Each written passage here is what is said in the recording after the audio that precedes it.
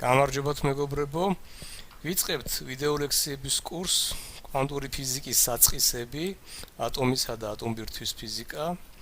ეს არის ბაკალავრიატის ზოგადი ფიზიკის კურსი და მე ვარ ამ კურსის ლექტორი ზურაბ თავართქილაძე. პირველ ლექციაში ჯერ განვიხილავთ ძირითად თემებსა და საკითხებს, შევაჯამებთ მას, ხოლო შემდეგ გადავალთ პრაქტიკულ მეცადინეობებზე და განვიხილავთ რამდენიმე საინტერესო ამოცანას. ხოლო ამ ლექციის თემები და საკითხები არის შემდეგი. პლანკის ჰიპოთეზა დავიწყებთ ამის განხილვით, კერძოდ განვიხილავთ სინათლის კვანტურობას, შემოვიყვანთ პლანკის მუდმივას, რომელიც არის ფუნდამენტური მუდმივა, როგორც ირკვევა და განვიხილავთ ასევე სინათლის კვანტის ენერგიასა და იმპულსს.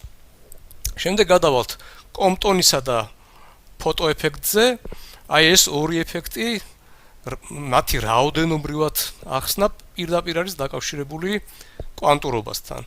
აი ამით არის ეს ორი ეფექტი მნიშვნელოვანი, რომ გარდა სხვა ფაქტებისა, რომლის გამოც პლანკმა შემოიყვანა თავისი ჰიპოთეზა, კომპტონისა და ფოტოეფექტი ძალიან მნიშვნელოვანი არის კვანტურობის შესამოწმებლად. პლანკის ჰიპოთეზა მდგომარეობს შემდეგში, რომ სინათლე, რომელიც ჩვეულებრივ ავლენს რაღაცა პირობებში ტალღურ ბუნებას, თურმე ნივთიერებასთან ურთიერთქმედებისას, შთანთქმისას ან გამოსხივებისას, ასევე ავლენს კვანტურ ბუნებას.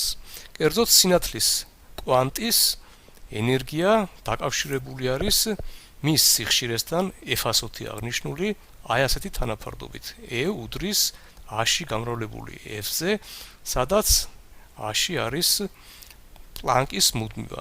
რიცხობრივად, როგორც ირკვევა, პლანკის მუდმივა არის ძალიან მცირე, მისი განზომილება ჯოული გამრავლებული წამზე, აქედან ჩანს აი ამ თანაფარდობიდან და მისი სიდიდე არის 6.6 დაახლოებით გამრავლებული 10-34 ხარისხთან. ჩვენ შეგვიძლია სიხშირიდან გადავიდეთ ციკლურ სიხშირამდე, ხან ტალღასთან გვაქვს საქმე, ხო? ომეგა უდრის 2πf და აი ეს ენერგია გამოვსახოთ ციკლური სიხშირით ომეგა-t და h-ით, აი ესეთ თანაფარდობით. შემოყვანილი არის ახალი სიდიდე, რომელიც დაკავშირებულია პლანკის სიდიდეთან, აი ასეთი თანაფარდობით, h გაყოფილი 2π-ზე და მას უწოდებენ აშხაზიანს, ანუ მეორენაირად დაყვანილი პლანკის მუდმივას. ბევრ ამოცანებში ხან ერთი სიდიდე გვხვდება h, ხან h ხაზიანი, მაგრამ პრინციპული მნიშვნელობა არ აქვს. გააჩნია რასთან მუშაობ, თუ ომეგა-t გამოვსახავთ ამ თანაფარდობას, უნდა დავწეროთ აშხაზიანი, ხოლო თუ სიხშირით, ჩვეულებრივი სიხშირით f-ით, მაშინ უნდა დავწეროთ h-ში. როგორც გითხარით, ორივეს მნიშვნელობები არის ძალიან მცირე, 2π-ზე რო გავყოფთ აი ამ მნიშვნელობას, მივიღებთ დაახლოებით 1.054 გამრავლებული 10-34 ჯოული გამრავლებული წამზე, ხოლო თუ ჯოულებს გადავიყვანთ ელექტროვოლტებში, იგი მიიღებს აი ასეთ სიდიდებს. ბევრ ამოცანებში სასარგებლო არის, რომ ელექტროვოლტებში ვიმუშაოთ განსხვავებით ჯოულებისაგან. ჯოული ვიცით, რომ არის სისტემა, ხოლო ნაწილაკების ფიზიკაში, უბრალოდ აი არა მხოლოდ ნაწილაკების ფიზიკაში, არამედ მიკროსამყაროსთან დაკავშირებულ ფიზიკაში, რახან პატარა სიდიდეებთან გვხვდება საქმე, მოხერხებული არის ელექტროვოლტებზე მუშაობა. რაც შეეხება ახლა ამ პლანკის ჰიპოთეზას, რადგან ფოტონი გვევლინება როგორც კვანტი, იგი შეიძლება განხილული იყოს როგორც ნაწილაკი, ხოლო ჩვენ ვიცით, რომ ნაწილაკს გააჩნია ენერგია და იმპულსი. მეორე მხრივ, რელატივისტური თანაფარდობის თანახმად, თავისუფალი ნაწილაკისათვის ენერგია და იმპულსი დაკავშირებულია ერთმანეთთან აი ასეთი ზოგადი თანაფარდობით. ეს არის სპეციალური ფარდობითობის თეორიის თანაფარდობა, რომელიც პირველად გამოიყვანა დაწერა ეინშტეინმა, ანუ e² არის c გამრავლებული p კვადრატში, p არის ნაწილაკის იმპულსი დამატებული მისი უძრაობის ენერგიის კვადრატი. უძრაობის ენერგია არის mc კვადრატი, m არის აქ ნაწილაკის უძრაობის მასა. იმის გამო რომ ფოტონი არის უმასო ნაწილაკი, უნდა ავიღოთ აქ m 0, აი ამ თანაფარდობაში და ეს საშუალებას გვაძლევს დაუკავშიროთ ფოტონის ენერგია და იმპულსი აი ესეთ თანაფარდობით. ანუ ფოტონის იმპულსის აბსოლუტური მნიშვნელობა არის ენერგია გაყოფილი სინათლის სიჩქარე c-ზე. ეხლა თუ აი ამ თანაფარდობისთვის გამოვიყენებთ ჩვენ პლანკის თანაფარდობას, ანუ სინათლის კვანტის ენერგია არის a-ში გამრავლებული f-ზე, შეგვიძლია ასევე გამოვითვალოთ მისი იმპულსის აბსოლუტური მნიშვნელობა. ეს იქნება hf-ი გაყოფილი c-ზე. აქ ყველგან f არის სიხშირე, მაგრამ თუ გვინდა ციკლოს სიხშირეზე გადასვლა, ჩვენ ვიცით როგორც უნდა მოიქცეთ, წინა სლაიდზე იყო ეს მოცემული და იმპულსის და ენერგიაც კვლავ შეგვიძლია გამოსახოთ აშხაზიანითა და ომეგას საშუალებით.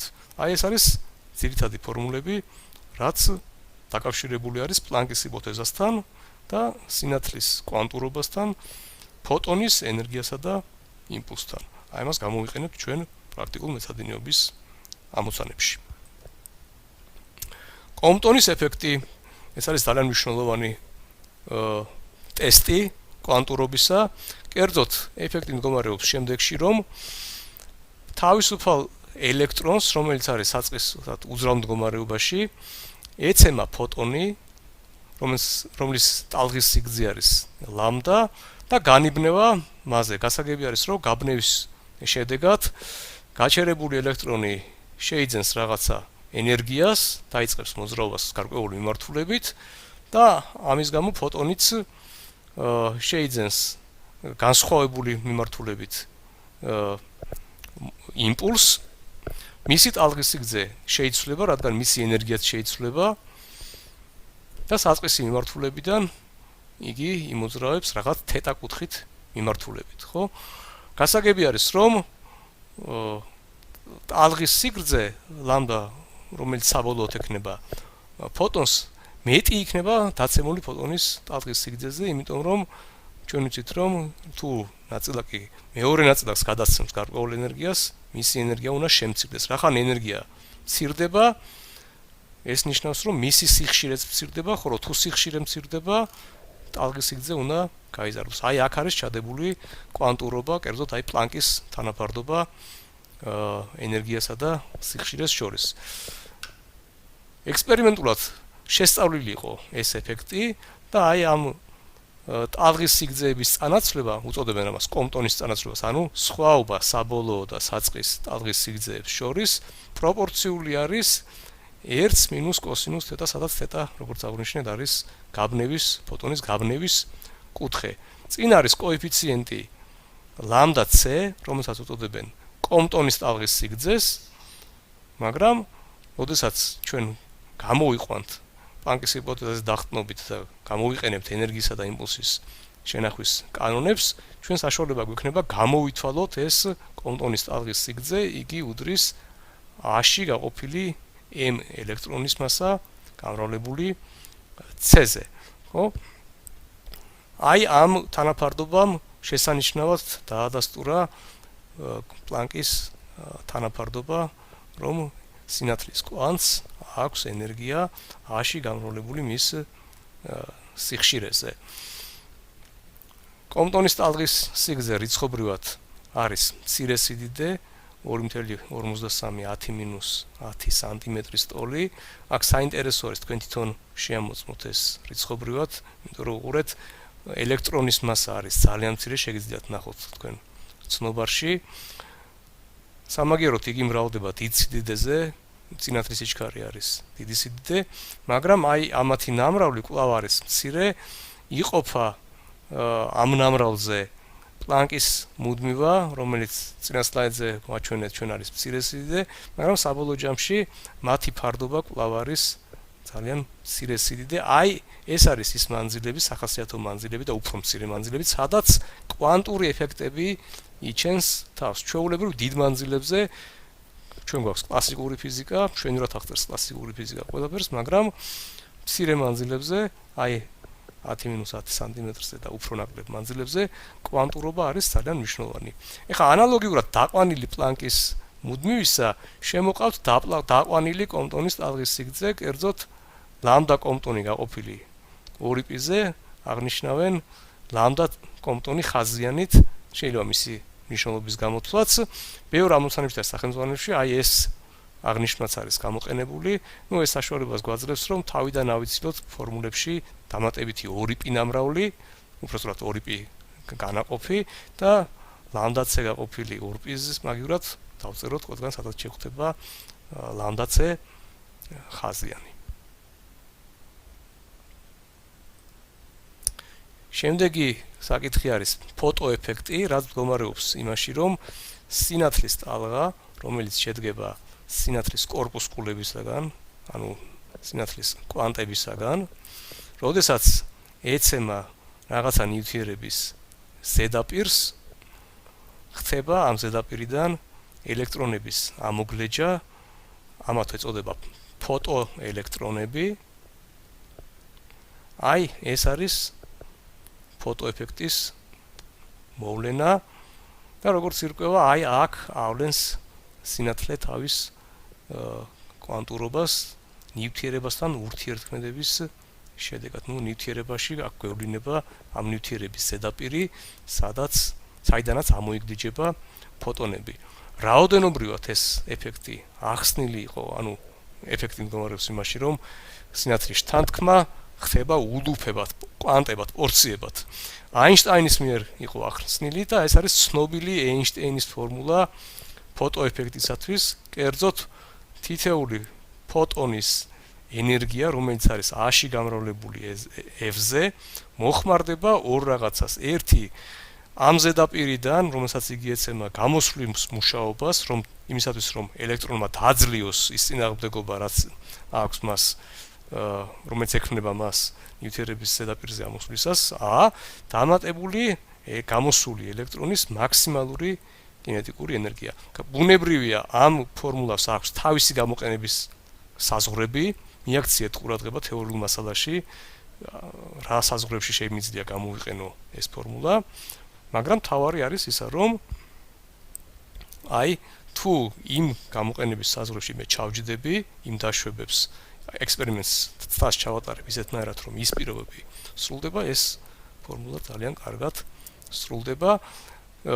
თითეული ელექტრონის მაქსიმალური კინეტიკური ენერგია, თუ ელექტრონი არ არის რელატივისტური ნაწილაკი, ანუ დიდი სიჩქარეებით არ მოძრაობს, ანუ მისი სიჩქარე გაცილებით ნაკლები უნდა იყოს სინათლის სიჩქარე C-ზე, მაშინ ჩვეულებრივი კლასიკური მექანიკით მისი კინეტიკური ენერგია არის mv² ნახევარი, აი ეს თანაფარდობა გვაჩვენებს ამას. ეხლა ამ ფორმულიდან უკვე ჩანს, რომ ყოველთვის შეუძლებელია მოხდეს ფოტოეფექტი. რატომ? იმიტომ რომ ჩვენ ყოველთვის გვჭირდება საკმარისი ენერგია, ანუ ფოტონს უნდა ქონდეს საკმარისი ენერგია, რომ დააძლიოს აი ეს მუშაობა.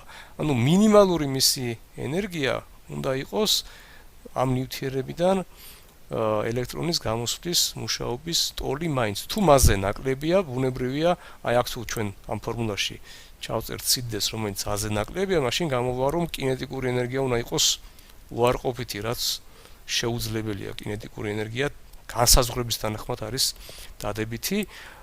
და აქედან შემოდის ერთი სიდიდე საინტერესო, რომელსაც ფიზიკური აზრი აქვს. ეს არის ფოტოეფექტის წითელი საზღვრის სიხშირე. ანუ რა სიხშირე უნდა ქონდეს, რა მინიმალური სიხშირე უნდა ქონდეს ფოტონს იმისათვის, რომ მოხდეს ფოტოეფექტი. კერძოდ ეს ხდება მაშინ, როდესაც A-ში გამრავლებული ამ FR-ზე, F არის აი წითელი საზღვრის შესაბამისი სიხშირე, როდესაც უდრის გამოსვლის მუშაობას, ფოტოეფექტი მოხდება, გამოვა ელექტრონი ნივთიერების ზედაპირიდან, ოღონდ მას ექნება ნულოვანი კინეტიკური ენერგია, ანუ იგი იქნება გაჩერებული ელექტრონი. და აი ამ ფორმულიდან შეგვიძლია ჩვენ გამოვითვალოთ მოცემული ნივთიერებისათვის, იმიტომ რომ მოცემული ნივთიერებისთვის ჩვენ გვეცოდინება ალბათ გამოსვლის მუშაობა, ყველა ნივთიერებას თავისი გამოსვლის მუშაობა აქვს, მაგრამ თუ ეს სიდიდე ვიცით, მისი განაყოფი პლანკის მუდმივაზე იქნება ის სიხშირე, რომელიც საჭიროა, რომ დაიწყოს ფოტოეფექტი, აი ეს არის ფოტოეფექტის წითელი საზღვარი. გადავიდეთ პრაქტიკულ ამოცანებზე. პირველი ამოცანა არის შემდეგი: ვიპოვოთ კომპტონის ეფექტისას ელექტრონის გამოფრენის კუთხის მნიშვნელობა. კერძოდ, უნდა გამოვთვალოთ თუ რა არის ელექტრონის გამოფრენის კუთხე. კომპტონის ეფექტში ელექტრონის გამოტყორცნის ფიკუთხის გამოსათვლელად დავაკვირდეთ ამ სურათს. ყველაფერი არის მონიშნული. საწყის გაჩერებულ ელექტრონს ეცემა E ენერგიისა და P იმპულსის მქონე ფოტონი, ანუ საწყის ელექტრონს აქვს მხოლოდ უძრაობის ენერგია, მისი საწყის იმპულსი არის 0, ხოლო აი დაჯახების შემდეგ ფოტონი განიბნევა რაღაცა თეტა კუთხით საწყის მიმართულებასთან შედარებით. საწყის მიმართულება არის ჰორიზონტალური ამ სურათზე. მისი ენერგია არის E', ხოლო იმპულსი P', ხოლო ელექტრონი გამოიტყორცნება, ან გამოფრინდება თურნებავთ რაღაცა φ კუთხით საწყის მიმართულებიდან, მისი იმპულსი არის P', ხოლო მისი ენერგია არის mc², სადაც აქ m არის მისი მოძრაობის მასა. უძრაობის მასა ამ სურათზე აღნიშნული არის m0-ით.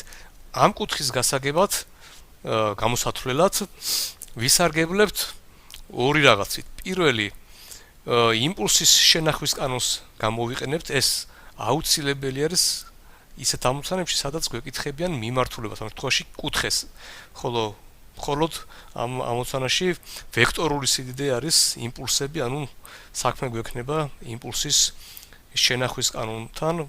ვიცით, რომ იმპულსის ჯამური ვექტორი ინახება. და შემდეგ გამოვიყენებთ ასევე კომპტონის ფორმულას. გავიხსენოთ, რომ კომპტონის ფორმულის გამოყვანაში უკვე ჩადებული არის ყველა შენახვის კანონი, ანუ თავიდან იმას აღარ გავიმეორებთ, პირდაპირ მიღებულ ამ კომპტონის ფორმულის შედეგს გამოვიყენებთ. ეს გაგვიადვილებს ჩვენ საქმეს.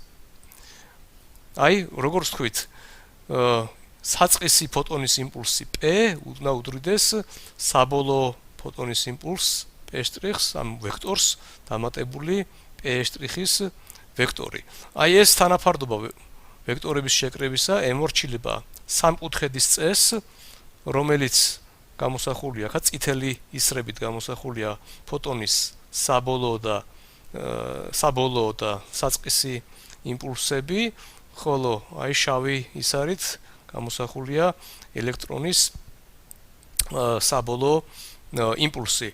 აი სამკუთხედიდან აქ ნახაზიდან ჩანს, რომ აი ამ სამკუთხედის კუთხეები არის თეტა და ფი, ანუ ესენი არიან ის დახრის კუთხეები, რომელსაც საბოლოო იმპულსები ადგენენ საწყის ჰორიზონტალურ მიმართულებასთან. აი სამკუთხედიდან მარტივად შეიძლება დანახვა, რომ აი ეს ფუძე, ანუ იმპულსის საწყისი ფოტონის იმპულსის აბსოლუტური მნიშვნელობა არის მისი საბოლოო იმპულსის აბსოლუტური მნიშვნელობა, ანუ P' გამრავლებული კოსინუს თეტაზე, აი ამათი გეგმილები და P' გამრავლებული კოსინუს ფიზე, ანუ ელექტრონის იმპულსის გეგმილი ამ ჰორიზონტალურ მიმართულებაზე. ხოლო თუ აი ამ სამკუთხედის სიმაღლეს აღნიშნავთ A-შით, ეს სიმაღლე შეიძლება ორი თანაფარდობიდან გამოისახოს. ეს არის P' სინუს თეტა, აი ეს გვერდი გამრავლებული სინუს თეტაზე და მეორე მხრივ P' გამრავლებული სინუს ფიზე.